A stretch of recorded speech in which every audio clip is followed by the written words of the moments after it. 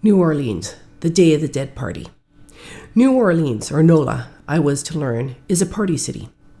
Every weekend they have a festival, some sort of festival, any festival really. Let's just celebrate. I mean, really. Music, food, culture, you name it.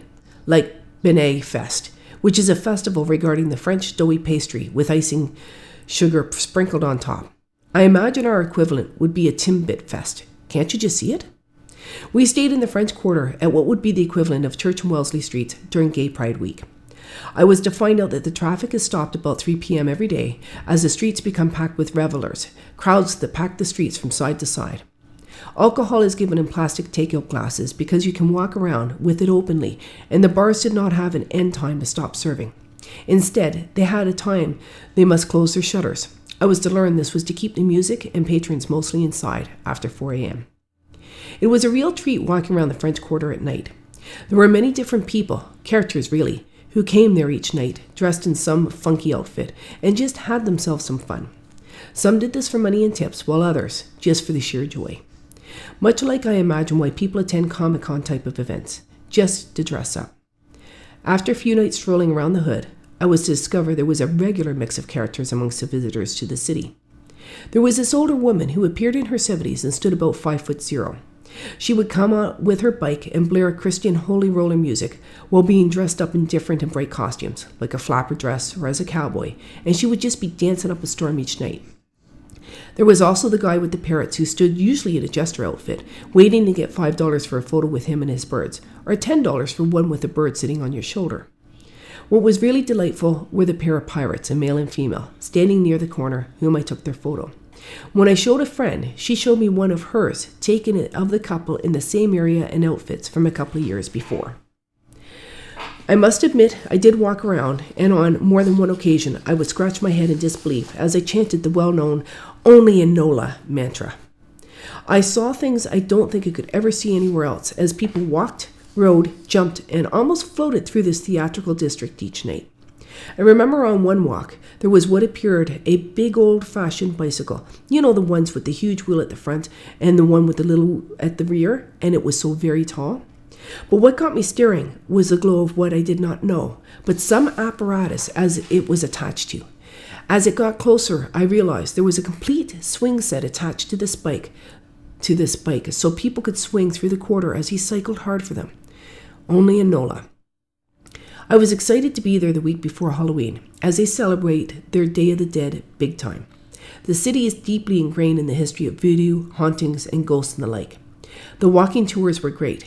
There were so many stories one could talk about just walking around the French Quarter that the guides chose for themselves what they want to tell you about. I actually took three of them, and I'm so glad I did. Each guide told different stories and visited different buildings. Of course, these were all haunted tours at night, but they did promise that no one lies in wait to jump out and scare us. They talk about Madame Marie Laveau, the voodoo queen. He really wasn't as much as a practitioner of voodoo as she was a shrewd politician. They described the apothecary, who was really a serial killer. He experimented and tortured and killed prisoners for years under the guise of medical experimentation, with the total sanction of the government. Then there was Madame Marie Delphine Lalaurie, who did unspeakable things to her slaves, most notably having nailed them alive under the floorboards of her homes. Her story was captured in the series American Horror Story, while some movies, such as Interview with a Vampire, was filmed here. Then there are the movie stars like Nicolas Cage, who owned and lost homes in NOLA. Mr. Cage actually bought his grave here, a tomb, above ground like all the others, but his is shaped like a large pyramid, like the one from his movie National Treasures. It is rather a monstrosity close to the Voodoo Queen's crypt in Lafayette Cemetery No. 1, where they say at night the ghosts, ghouls, vampires, and werewolves run amok through the graveyards. I think it was at this point that a drunken fool was walking by and yelled "Boo!" at my group. I jumped and screamed, and definitely did not find it as funny as he did. This all culminates in the Day of the Dead parade, which is second only in attendance and participation to Mardi Gras. Sue was a little surprised about the amount of floats, bands, entertainers, and jugglers, amongst other things. We watched for 2 hours, and neither did we see the beginning nor the end of the parade. In fact, we had no idea how long it actually was. The parade is at night and goes up and down Canal Street, giving lots of room for spectators, and I was right at the front. I came to understand what throwing beads actually means, and yes, it really is necklaces of plastic beads. I gathered up so many, I remember that it weighed down my neck, so I actually stopped collecting them.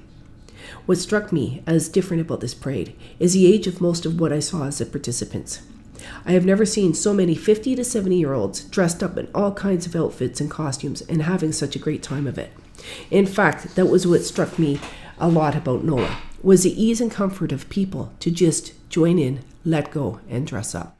So not to be left out, Sue and I did dress up, attended the parade, and walked around the streets in our costumes.